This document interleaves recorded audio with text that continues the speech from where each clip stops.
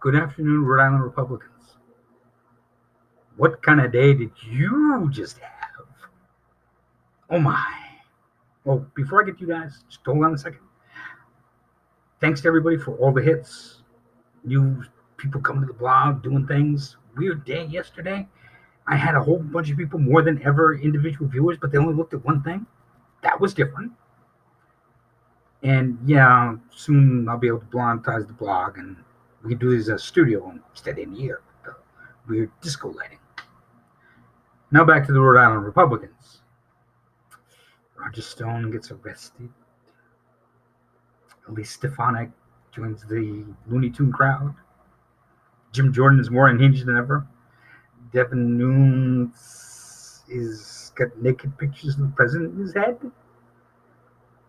And what did you guys do 48 hours ago? You put out a fundraising letter on the impeachment. What were you thinking? Let me backtrack this a little bit.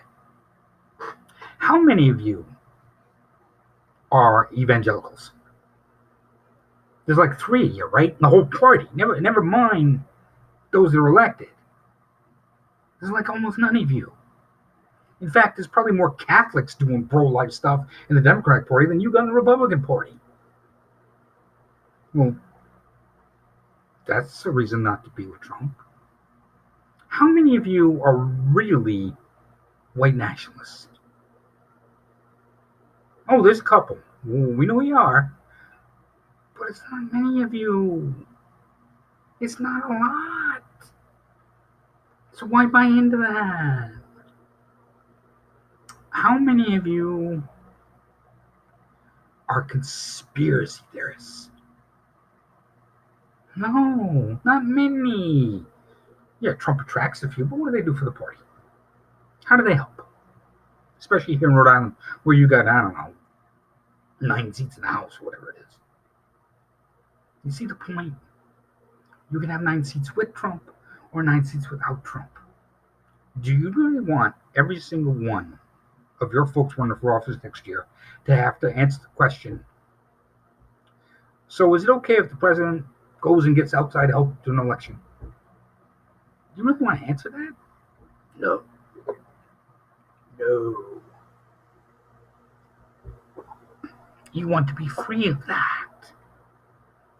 You want to be the party of fiscal responsibility and claim that us Democrats are going to spend us out of house and home. I mean, look at the overview. What do you got for candidates for governor next year? Racist Ken Block. Oh, if you go on Facebook or Twitter, my profile picture, yeah, that's me looking into Ken Block's office. Isn't that cool? I think it's cool. You've got Jeff Grabowski, who would be okay if he wasn't connected to Sue Kachuri's efforts to use the state police to help Bishop Tobin make sure that no priests get arrested. Oh, that's all going to go up. And by the way, I've been on 300 campaigns. I put out 1,000 mailers. I've never been convicted of money laundering. Never. Never thought about using the campaign manager for money laundering. But now Jeff Britt is facing those charges. Would he give up Tobin? And what went on in those days just to get away from those? What's the status for any other candidates? Ooh, Patricia Morgan, not a bad human being. A little crazy on abortion, not a bad human being. And who else? Mayor Fung again, I guess. Of course, after this ICE thing, and now that we know that Cranston uses these really loose methods for arresting people regarding probable cause, and now all the lawyers know because I did a video on it, and we put the docs on the net, and everybody can research it. Maybe not. Oh yeah, you did trust that one guy. That one guy that stole all that money from you. Wasn't he wicked pro-Trump? See how that goes together? So Bobby, what are you trying to help us out? What does it matter to you? Well, it's simple. Remember the other day, Governor Raimondo wanted to have a little thing with the Boston Globe, and the Sunrise people showed up. Yes. Now, don't get me wrong. I'm big advocate of doing things to prevent climate change.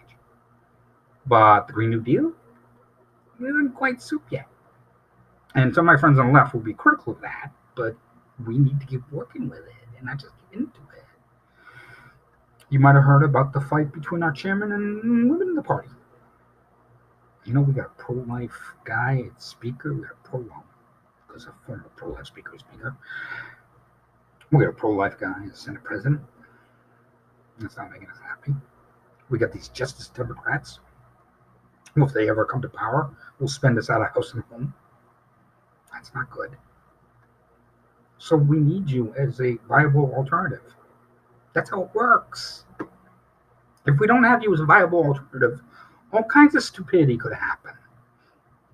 And instead of being that viable alternative, you're hanging out with Trump. You can't keep the Senate and have a vote on impeachment.